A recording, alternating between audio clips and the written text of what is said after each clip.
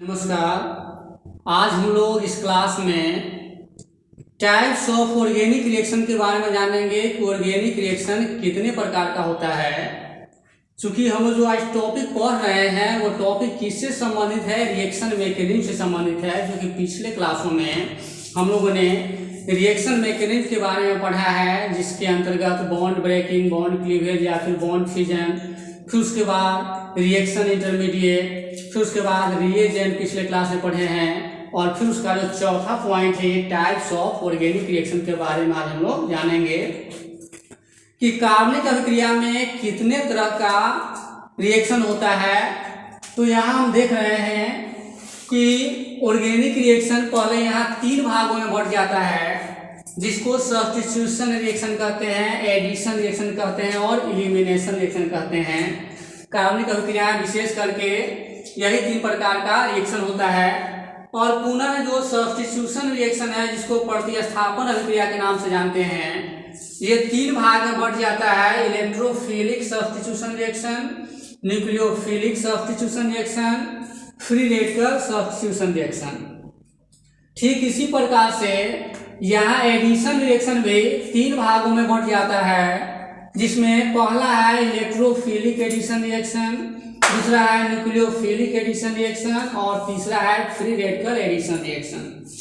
अब इसमें एक एक करके हम लोग जानेंगे कि आखिर सब्स्टिट्यूशन रिएक्शन क्या है, एडिशन रिएक्शन क्या है और एलिमिनेशन रिएक्शन क्या है और इसके टाइप क्या है। इसको हिंदी में प्रतिस्थापन अभिक्रिया के नाम से जाना जाता है। यह ऐसा कार्बनिक अभिक्रिया है जिसमें किसी अणु से परमाणु अथवा परमाणुओं के समूह का विस्थापन किसी दूसरे अणु के परमाणु अथवा परमाणु के समूह के द्वारा होता है, तो उसे प्रतिस्थापन अभिक्रिया के नाम से जाना जाता है। फिर एडिशन रिएक्शन में ऐसा कार्बनिक अभिक्रिया जिसमें किसी अणु में परमाणु अथवा परमाणु के समूह का योग होता है, उसे एडिशन रिएक्शन के नाम से जाना जाता है। और यहाँ एलिमिनेशन रिएक्शन अर्थात निराकरण अभिक्रिया, यह ऐसी कार्बनिक अभिक्रिया है जिसमें किसी अणु से परमाणु अथवा परमाणु के समूह का निराकरण होता है, एलिमिनेशन होता है, वो एलिमिनेट करता है ग्रुप। तो उस तरह से इसका नाम दिया गया है। इस नाम के आधार पर उसका परिभाषा है और फिर उसका एग्जाम्पल है सब। फिर यहाँ सब्स्टिट्यूशन रिएक्शन तीन भाग में बढ़ जाता है। Electrophilic substitution reaction, nucleophilic substitution reaction और फ्री रेडिकल सब्स्टिट्यूशन रिएक्शन। ये नाम से क्लियर है कि ऐसा सब्स्टिट्यूशन रिएक्शन जो इलेक्ट्रोफाइल के अटैक के द्वारा होता है, उसे इलेक्ट्रोफिलिक सब्स्टिट्यूशन रिएक्शन कहते हैं। ठीक उसी प्रकार से जो प्रतिस्थापन अभिक्रिया न्यूक्लियोफाइल के अटैक से होता है, उसे न्यूक्लियोफिलिक सब्स्टिट्यूशन रिएक्शन कहते हैं। यहाँ है फ्री रेडिकल सब्स्टिट्यूशन रिएक्शन अर्थात ऐसा प्रतिस्थापन अभिक्रिया जो फ्री रेडिकल के अटैक के द्वारा होता है, उसे फ्री रेडिकल सब्स्टिट्यूशन रिएक्शन के नाम से जाना जाता है। ठीक उसी प्रकार से एडिशन रिएक्शन भी तीन भाग में बढ़ता है, जिसमें पहला है इलेक्ट्रोफिलिक एडिशन रिएक्शन अर्थात ऐसी ऑक्सीजन अभिक्रिया जो इलेक्ट्रोफाइल के अटैक के द्वारा होता है, उसे इलेक्ट्रोफिलिक एडिशन रिएक्शन के नाम से जाना जाता है। न्यूक्लियोफिलिक एडिशन रिएक्शन में यह ऐसा एडिशन रिएक्शन है जो न्यूक्लियोफाइल के अटैक के द्वारा होता है, उसे न्यूक्लियोफिलिक एडिशन रिएक्शन के नाम से जाना जाता है। यहाँ फ्री रेडिकल एडिशन रिएक्शन में ऐसा ऑक्सीजन अभिक्रिया जो फ्री रेडिकल के अटैक के द्वारा होता है। और फिर ये न्यूक्लियोफिलिक सब्स्टिट्यूशन रिएक्शन भी बढ़ जाता है अलग अलग भागों में।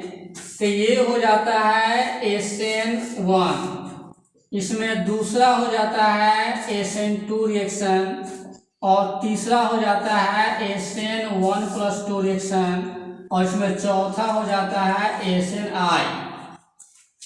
तो ये न्यूक्लियोफिलिक सब्स्टिट्यूशन रिएक्शन चार भाग में बढ़ जाता है, SN1, SN2, SN1+2 और SNI। अब हम लोग जानते हैं कि SN1 क्या होता है। यहाँ 1 का मतलब हुआ यूनि यानी एक मोलिक्यूल, यहाँ 2 का मतलब हुआ दो। ये हुआ यूनिमोलिकुलर न्यूक्लियोफिलिक सब्स्टिट्यूशन रिएक्शन, ये हुआ bye molecular nucleophilic substitution reaction और ये हुआ इंटरनल न्यूक्लियोफिलिक सब्स्टिट्यूशन रिएक्शन। तो इस प्रकार से हम देख रहे हैं यहाँ न्यूक्लियोफिलिक सब्स्टिट्यूशन रिएक्शन 4 भाग में बढ़ जाता है, SN1, SN2, SN1+2 और SNI, जिसका ये शॉर्ट नाम दिया गया है। SN1 का मतलब हो जाता है unimolecular nucleophilic substitution reaction. SN2 का मतलब होता है by molecular nucleophilic substitution reaction, और फिर SNI का मतलब होता है इंटरनल न्यूक्लियोफिलिक सब्स्टिट्यूशन रिएक्शन। अब एक एक करके हम लोग जानेंगे, इसका परिभाषा जानेंगे, फिर इसका उदाहरण जानेंगे और फिर इसका अलग अलग एप्लीकेशन जानेंगे कि आखिर कार्बनिक रसायन में या कार्बनिक अभिक्रिया में ये अपना महत्वपूर्ण स्थान कैसे रखता है। तो इसमें पहला है सब्स्टिट्यूशन रिएक्शन, अर्थात प्रतिस्थापन अभिक्रिया।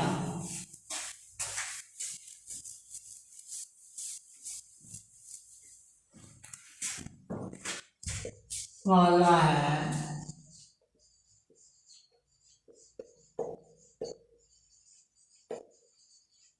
सब्स्टिट्यूशन रिएक्शन, जिसको प्रतिस्थापन अभिक्रिया कहा जाता है।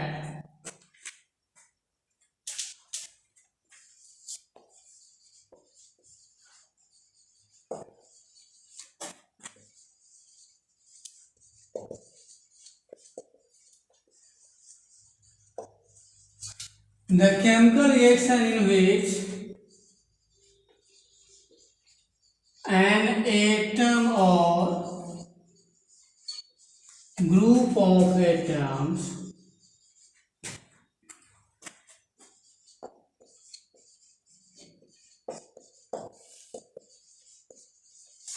is substituted by the atom or group of atoms of another molecule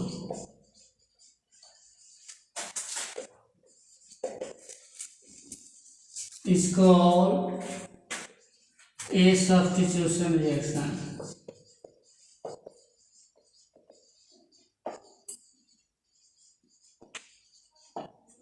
substitution reaction में कहता है कि द केमिकल रिएक्शन, या यहाँ द ऑर्गेनिक रिएक्शन भी लिख सकते हैं, क्योंकि ये कार्बनिक अभिक्रिया में चूंकि हम लोग पढ़ रहे हैं अभी। हालांकि सब्स्टिट्यूशन रिएक्शन इनऑर्गेनिक में भी होता है, लेकिन विशेष करके ऑर्गेनिक में यहाँ हम पढ़ रहे हैं, तो यहाँ ऑर्गेनिक रिएक्शन भी लिखा जा सकता है। The chemical reaction in which an atom और group of atoms is substituted by the atom और group of atoms of another molecule is called a substitution reaction. अर्थात ऐसी रासायनिक अभिक्रिया जिसमें किसी अणु से परमाणु अथवा परमाणुओं के समूह का विस्थापन किसी दूसरे अणु के परमाणु अथवा परमाणु के समूह के द्वारा होता है, तो उसे हम प्रतिस्थापन अभिक्रिया अर्थात सब्स्टिट्यूशन रिएक्शन के नाम से जानते हैं। यहाँ इसका एक एग्जाम्पल हम लोग लेते हैं। जब मीथेन गैस की अभिक्रिया क्लोरीन के साथ सूर्य की प्रकाश की उपस्थिति में करते हैं, तो यहाँ मिथाइल क्लोराइड और हाइड्रोजन क्लोराइड प्राप्त होता है। तो यहाँ हम देख रहे हैं कि मीथेन से एक हाइड्रोजन परमाणु का विस्थापन यहाँ क्लोरीन के द्वारा हो जाता है, जो HCl चला जाता है, और एक क्लोरीन इसमें जुट जाता है तो मिथाइल क्लोराइड हो जाता है। ये एक सब्स्टिट्यूशन रिएक्शन का उदाहरण है। और फिर ये सब्स्टिट्यूशन रिएक्शन 3 भाग में बढ़ता है: electrophilic substitution reaction, nucleophilic substitution reaction और फ्री रेडिकल सब्स्टिट्यूशन रिएक्शन।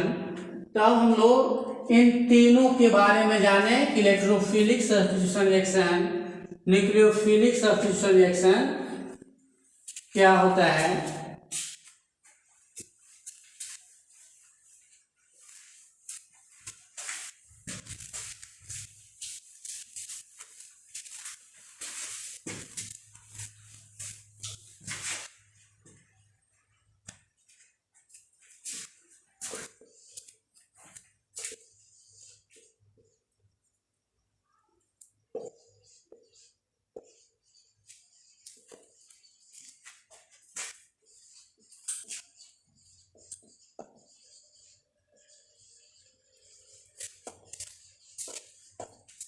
इसमें पहला फ्री रेडिकल सब्स्टिट्यूशन रिएक्शन, दूसरा इलेक्ट्रोफिलिक सब्स्टिट्यूशन रिएक्शन और फिर तीसरा न्यूक्लियोफिलिक सब्स्टिट्यूशन रिएक्शन। किसी को हम पहला दूसरा करके लिख सकते हैं। तो यहाँ है फ्री रेडिकल सब्स्टिट्यूशन रिएक्शन। जैसा कि नाम से क्लियर है कि ऐसा प्रतिस्थापन अभिक्रिया जो फ्री रेडिकल के अटैक के द्वारा होता है उसे हम फ्री रेडिकल सब्स्टिट्यूशन रिएक्शन के नाम से जानते हैं। तो इस प्रकार से हम लिख सकते हैं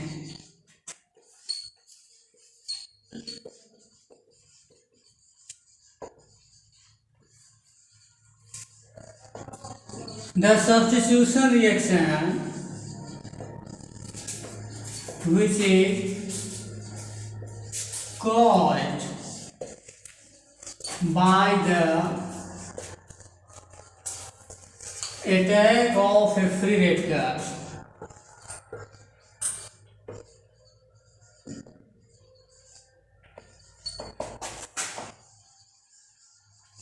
is called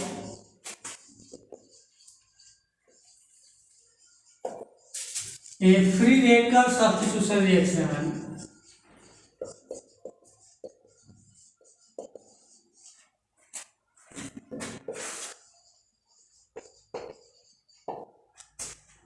The substitution reaction which is caused by the attack of a free radical is called a free radical substitution reaction। अर्थात ऐसा प्रतिस्थापन अभिक्रिया जो फ्री रेडिकल के अटैक के द्वारा होता है उसे हम फ्री रेडिकल सब्स्टिट्यूशन रिएक्शन के नाम से जानते हैं।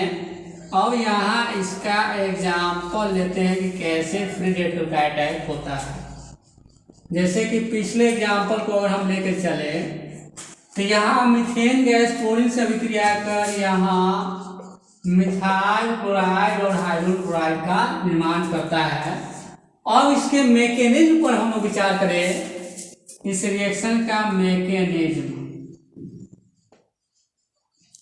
इस मैकेनिज्म में हमें यह पता चलेगा कि कैसे यहाँ ये विस्थापन अभिक्रिया फ्री रेडिकल के अटैक के द्वारा होता है। यहाँ पहले स्टेप में ये क्लोरीन मॉलिक्यूल टूटेगा तो यहाँ क्लोरीन फ्री रेडिकल और यहाँ क्लोरीन फ्री रेडिकल हमें प्राप्त होता है। चूंकि यहाँ क्लोरीन में कोवैलेंट मौजूद है तो यहाँ 2 एटम क्लोरीन है तो यहाँ हम 2 एटम क्लोरीन दे दिए और क्लोरीन का वैलेंस इलेक्ट्रॉन 7 होता है, अर्थात इसका संयोजी इलेक्ट्रॉन 7 होता है। तो हम 7 इलेक्ट्रॉन इस पर देते हैं, ये डॉट इलेक्ट्रॉन को शो करता है। यहाँ भी 7 है, यहाँ कोवैलेंट बॉन्ड का निर्माण हो रहा है तो क्लोरीन मॉलिक्यूल एक कोवैलेंट मॉलिक्यूल है। अब यहाँ जब ये टूटेगा बॉन्ड तो ये एक एक इलेक्ट्रॉन ले करके ये अलग अलग हो जाता है तो ये क्लोरीन फ्री रेडिकल कहलाता है। अब यहाँ इस मीथेन पर इसी फ्री रेडिकल का अटैक होगा। ये मीथेन है और यहाँ क्लोरीन फ्री रेडिकल का यहाँ अटैक होता है तो यहाँ एक हाइड्रोजन इससे निकलेगा और ये मिथाइल फ्री रेडिकल का निर्माण करेगा और यहाँ HCl का निर्माण करता है।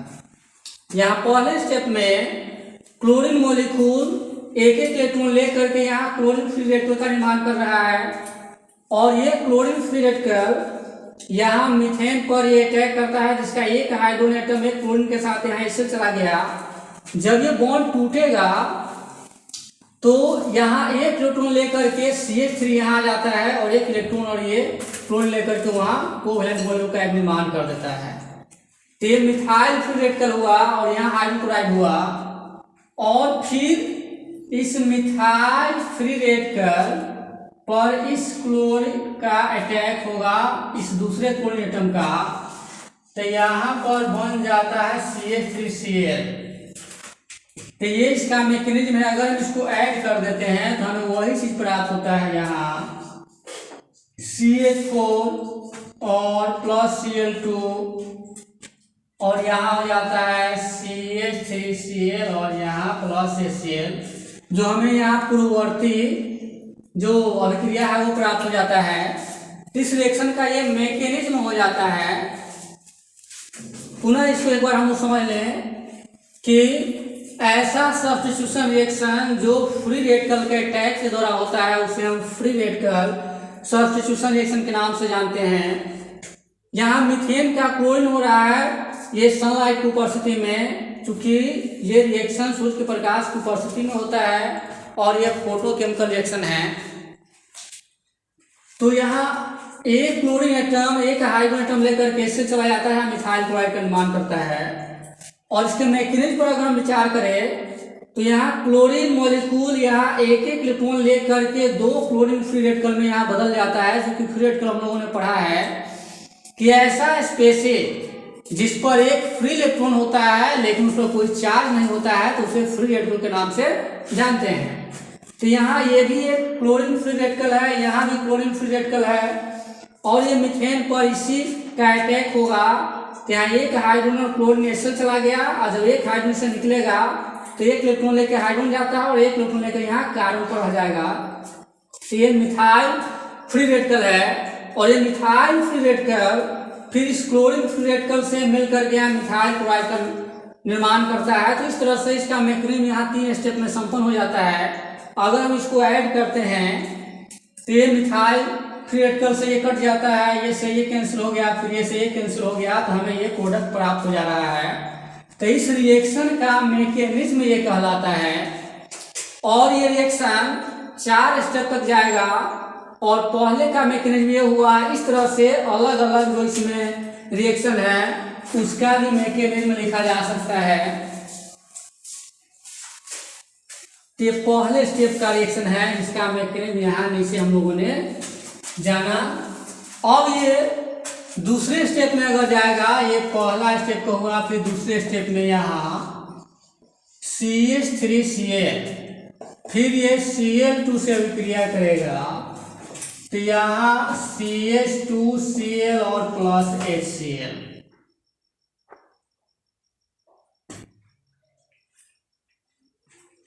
CH2 यहाँ Cl2 एक जुटेगा, चूंकि कार्बन एक टेट्रावैलेंट एलिमेंट है तो यहाँ एक हाइड्रोजन अगर हटेगा तो एक क्लोरीन जुटेगा, तो ये हो गया डाइक्लोरोमीथेन।